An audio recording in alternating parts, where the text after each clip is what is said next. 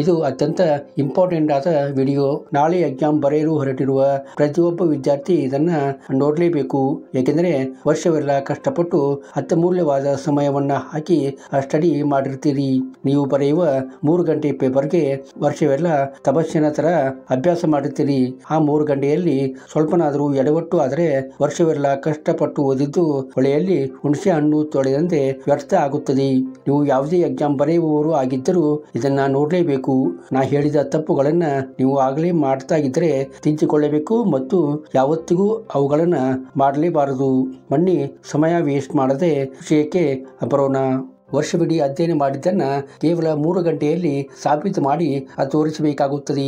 ಅದಕ್ಕಾಗಿ ವಿದ್ಯಾರ್ಥಿಗಳು ಹಗಲು ರಾತ್ರಿಯನ್ನ ಒಂದು ಮಾಡಿಕೊಂಡು ಇದ್ದ ಬುಕ್ಕನ್ನ ಮುಂದೆ ಕುಂಪಿ ಹಾಕಿಕೊಂಡು ತೇರುಕೊಂಡು ಬಿಡುತ್ತಾ ಓದಲು ಹಾಕೊಂಡಿರುತ್ತಾರೆ. ಅದು ನಾಳೆ ಎಕ್ಸಾಮ್ ಇದೆ ಎನ್ನುವಾಗಲಂತೂ ಮಣಗುವುದನ್ನೇ ಮರೆತು ಬಿಡುತ್ತಾರೆ. ವರ್ಷವಿಡೀ ಓದದೇ ಇದ್ದದನ್ನ ಇಂದು ಒಂದೇ ರಾತ್ರಿಯಲ್ಲಿ ಓದುತ್ತೇನೆ ಅನ್ನುವಂತೆ ಓದಲು ಕೊಂಡಿರುತ್ತಾರೆ. ಆದರೆ ಇದು ನೀವು ಮಾಡುತ್ತಿರುವಂತ ದೊಡ್ಡ ತಪ್ಪು. ವರ್ಷವಿಡೀ ಮಾಡಿದ ತಪ್ಪನ್ನ ಇನ್ನೂ ದೊಡ್ಡ ಪ್ರಮಾಣದಲ್ಲಿ ಮಾಡ್ತಾ ಇದ್ದೀರಿ. ದಯವಿಟ್ಟು ಹಾಗೆ ಮಾಡಬೇಡಿ. ವರ್ಷವೆಲ್ಲ ಓದದೇ ಇದ್ದುದನ್ನ ಒಂದೇ ರಾತ್ರಿಯಲ್ಲಿ ಓದಿದರೆ ಏನು ಉಪಯೋಗ ಇಲ್ಲ. ಮೊದಲಾಗಿ ಅನಾನುಕೂಲ ಆಗುತ್ತದೆ. ನಿದ್ರೆಗೆಟ್ಟು ಅಧ್ಯಯನ ಮಾಡುವುದರಿಂದ ನಿಮ್ಮ ಆರೋಗ್ಯ ಹದಗೆಡಬಹುದು. ಆರೋಗ್ಯ ಸರಿ ಇಲ್ಲ ಅಂದ್ರೆ ಏನು ಮಾಡುವುದಕ್ಕೆ ಆಗೋಲ್ಲ.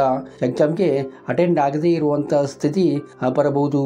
ನಿದ್ರೆಗೆಟ್ಟು ಕಣ್ಣುಗಳನ್ನ ಕೆಂಪಗೆ ಮಾಡಿಕೊಂಡು ಓದೋದ್ರಿಂದ ಮುಂಚೆ ಓದಿ ನೆನಪಿಟ್ಟುಕೊಂಡ ವಿಷಯಗಳು ಕೂಡ ಮರೆತು ಹೋಗಬಹುದು. ಆದ್ದರಿಂದ ಎಕ್ಸಾಮ್ಗೆ ಹೋಗುವ ಮೊದಲ ದಿನ ಸರಿಯಾಗಿ ನಿದ್ರೆ ಮಾಡಿ.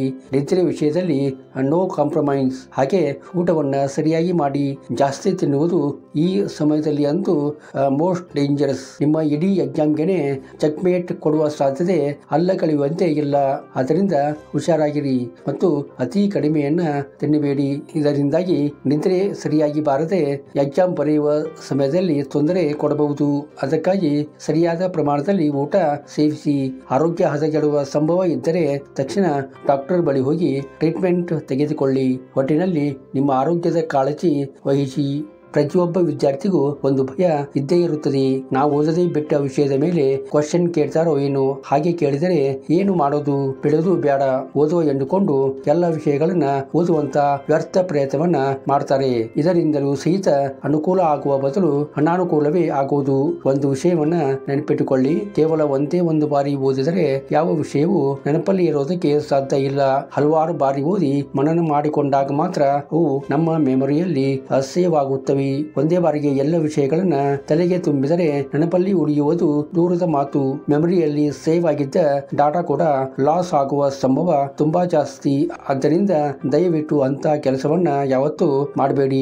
ಮುಂಚೆ ನೀವು ಏನು ಓದಿಕೊಂಡಿರುತ್ತಲ್ಲ ಅವುಗಳನ್ನ ರಿವಿಷನ್ ಮಾಡಿ. ಹೊಸದಾಗಿ ಯಾವುದೇ ವಿಷಯವನ್ನ ತಲೆಗೆ ತುಂಬುವ ಕೆಲಸವನ್ನ ಯಾವತ್ತೂ ಮಾಡಬೇಡಿ. ಮತ್ತು ಹೊಸ ಬುಕ್ ಗಳನ್ನ ಓದುವುದು ಅಷ್ಟೇ ಡೇಂಜರ್. ಹೊಸ ಬುಕ್ ನಲ್ಲಿಯೂ ಅದೇ ವಿಷಯವನ್ನ ಹೇಳಿರಬಹುದು, ಆದರೆ ಅದನ್ನ ಹೇಳುವಂತ ರೀತಿ ಬೇರೆಯಾಗಿರುತ್ತದೆ. ಅದನ್ನ ಅರ್ಥ ಮಾಡಿಕೊಂಡು ಅದನ್ನ ಪೂರ್ತಿಯಾಗಿ ನೆನಪಲ್ಲಿ ಇಟ್ಟುಕೊಳ್ಳಲು ಕೇವಲ ಒಂದು ರಾತ್ರಿ ಸಾಕಾಗಬಹುದಾ? ನೀವೇ ಯೋಚಿಸಿ. ಅದು ಸಾಧ್ಯ ಆಗದ ಮಾತು. ಆದ್ದರಿಂದ ಹೊಸ ಟಾಪಿಕ್, ಹೊಸ ಬುಕ್ ಅನ್ನ ಓದುವಂತ ಹುಚ್ಚೋ ಧೈರ್ಯವನ್ನ ಮಾಡಬೇಡಿ. ನಿಮಗೆ ಒಂದು ವಿಷಯ ಸರಿಯಾಗಿ ಅರ್ಥ ಆಗ್ಲಿಲ್ಲ ಅಂದ್ರೆ ಅದನ್ನ ಪದೇ ಪದೇ ಓದಿ ತಿಳ್ಕೊಳ್ಬೇಕು, ಅರ್ಥ ಮಾಡಿಕೊಳ್ಳಬೇಕು ಅಂತ ಅದೇ ವಿಷಯದಲ್ಲಿ ಸಮಯವನ್ನ ವ್ಯರ್ಥ ಮಾಡಬೇಡಿ. ಯಾಕಂದ್ರೆ ಸಮಯ ಈ ಟೈಮಲ್ಲಿ ಬಹಳ ಇಂಪಾರ್ಟೆಂಟ್. ಒಂದು ಕ್ಷಣ ಕೂಡ ವೇಸ್ಟ್ ಮಾಡಬಾರದು. ಎಲ್ಲಾ ಸಮಯವನ್ನ ಯೂಸ್ ಮಾಡಿಕೊಳ್ಳಬೇಕು. ಅಂದ್ರೆ ಅರ್ಥ ಆದ ವಿಷಯಗಳನ್ನ ಮಾತ್ರ ರಿವಿಷನ್ ಮಾಡಿಕೊಳ್ಳಬೇಕು. ರಿವಿಷನ್ ಅಂತ ಓದುವುದಕ್ಕೆ ಹೋಗಿ ಓದಿನೂ ಅರ್ಥ ಆಗದೇ ಇರುವಂತ ವಿಷಯವನ್ನ ತಿರುವಿ ಅದನ್ನೇ ಓದುವಂತ ಕೆಲಸ ಮಾಡಬೇಡಿ. ಎಷ್ಟು ಅರ್ಥ ಆಗಿದೆಯೋ ಅಷ್ಟೇ ಸಾಕು. ಎಲ್ಲವನ್ನ ತಿಳಿದುಕೊಳ್ಳುವಂತ ಸಮಯ ಇರಲ್ಲ. ಎಲ್ಲರಿಗೂ ಎಲ್ಲವೂ ಅರ್ಥ ಆಗುವುದಿಲ್ಲ. ಅವರಂತೆ ನಾನು ಎಂದುಕೊಳ್ಳಿ, ನನಗದು ತಿಳಿಯಲಿಲ್ಲ, ಅರ್ಥ ಆಗಲಿಲ್ಲ ಅಂತ ಅದರ ಬಗ್ಗೆ ನೆಗೆಟಿವ್ ಆಗಿ ಥಿಂಕ್ ಮಾಡಬೇಡಿ. ಯಾವ ವಿಷಯ ನಿಮ್ಗೆ ಅರ್ಥ ಆಗಿದೆಯೋ ಅದರ ಬಗ್ಗೆ ಕಾನ್ಸಂಟ್ರೇಟ್ ಮಾಡಿ ಮತ್ತು ಖುಷಿ ಪಡಿ. ಅದರ ಬಗ್ಗೆ ಏನೇ ಕ್ವಶನ್ ಕೇಳಿದರೂ ಪರ್ಫೆಕ್ಟ್ ಆಗಿ ಬರೀತೀನಿ ಅನ್ನುವಂತ ಒಂದು ಕಾನ್ಫಿಡೆಂಟ್ ನಿಮಗಿರಲಿ. ಪರೀಕ್ಷೆಗೆ ಹೋಗುವಾಗ ಸಕಾರಾತ್ಮಕವಾಗಿ ಯೋಚನೆ ಮಾಡಿ. ಒಳ್ಳೆಯ ವಿಚಾರಗಳು ತಲೆಯಲ್ಲಿ ಬರಬೇಕು. ಅತಿ ಉತ್ಸುಕತೆಯಿಂದ ಒಳ್ಳೆಯ ಆತ್ಮವಿಶ್ವಾಸದಿಂದ ಎಕ್ಸಾಮ್ ಹಾಲ್ಗೆ ಹೋಗಬೇಕು. ಈ ರೀತಿ ನೀವು ಹೋದರೆ ನಿಮ್ಮ ಪರೀಕ್ಷೆ ಉತ್ತಮ ಆಗುವುದರಲ್ಲಿ ಯಾವುದೇ ಅನುಮಾನ ಇಲ್ಲ. ಅದು ಬಿಟ್ಟು ನಾ ಸಿಲೆಬಸ್ ಇನ್ನು ಮುಗಿಸಿಯೇ ಇಲ್ಲ, ನಾ ಓದದೇ ಇರುವ ಚಾಪ್ಟರ್ ಮೇಲೆ ಕ್ವಶನ್ ಕೇಳಿದರೆ ನಾ ಏನು ಬರೀಲಿ, ನನ್ನ ಫ್ರೆಂಡ್ಸ್ ಎಲ್ಲ ಓದಿಕೊಂಡಿದ್ದಾರೆ, ನಾ ಅಷ್ಟೇ ಇಲ್ಲ, ಕಡಿಮೆ ಬಂದೇ ಬರುತ್ತದೆ, ಏನ್ ಮಾಡ್ಲಿ, ಡ್ಯಾಡ್ಗೆ ಏನಂತ ಉತ್ತರ ಕೊಡ್ಲಿ, ಮುಖ ಹೇಗೆ ತೋರಿಸಲಿ ಅಂತೆಲ್ಲ ನೀವೇ ನಿಮ್ಮನ್ನ ಕೀಳಾಗಿ ನೋಡ್ತಾ ಹೋದ್ರೆ ನಾ ಖಂಡಿತವಾಗಿ ಹೇಳ್ತೀನಿ ನಿಮಗೆ ಜಾಸ್ತಿ ಮಾರ್ಕ್ಸ್ ಬರೋದಿರಲಿ, ನೀವು ಪಾಸ್ ಆಗೋದು ಡೌಟ್. ಅದಕ್ಕಾಗಿ ನೀವು ನಿಮ್ಮನ್ನ ನೆಗೆಟಿವ್ ಆಗಿ ವಿಚಾರ ಮಾಡಿಕೊಳ್ಳುವುದಕ್ಕೆ ಹೋಗಬೇಡಿ. ನಿಮ್ಮಲ್ಲಿ ಏನು ಪಾಸಿಟಿವ್ನೆಸ್ ಇದೆಯೋ ಅದರ ಬಗ್ಗೆ ಯೋಚನೆ ಮಾಡಿ.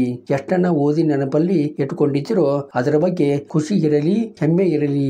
ಒಳ್ಳೆಯ ಕಾನ್ಫಿಡೆಂಟ್ ಇಂದ ಒಳ್ಳೆಯ ಲವಲವಿಕೆಯಿಂದ ಎಕ್ಸಾಮ್ ಹಾಲ್ಗೆ ಹೋಗಿ. ಆವಾಗ ನೋಡಿ ನಿಮ್ಮ ಪೇಪರ್ ಹೇಗಾಗುತ್ತದೆ ಮತ್ತು ಮಾರ್ಕ್ಸ್ ಎಷ್ಟು ಬರುತ್ತವೆ ಅಂತ. ಇನ್ನು ಬ್ರೀಫ್ ಆಗಿ ಹೇಳಬೇಕು ಅಂದ್ರೆ ನೀವು ನಿದ್ರೆಯನ್ನ ಸರಿಯಾಗಿ ಮಾಡಿ. ಎಕ್ಸಾಮ್ ನಾಳೆ ಇದೆ, ಎಲ್ಲ ವಿಷಯವನ್ನ ರಾತ್ರಿನೇ ಮುಗಿಸಬೇಕು ಅಂತ ನಿದ್ರೆಗೆಟ್ಟು ಓದುವಂತ ಕೆಲಸ ಯಾವತ್ತೂ ಮಾಡಬೇಡಿ. ಆರೋಗ್ಯ ಇಂಪಾರ್ಟೆಂಟ್. ಆರೋಗ್ಯ ಹಾಳಾದ್ರೆ ಏನು ಮಾಡಲಿಕ್ಕೆ ಆಗುವುದಿಲ್ಲ.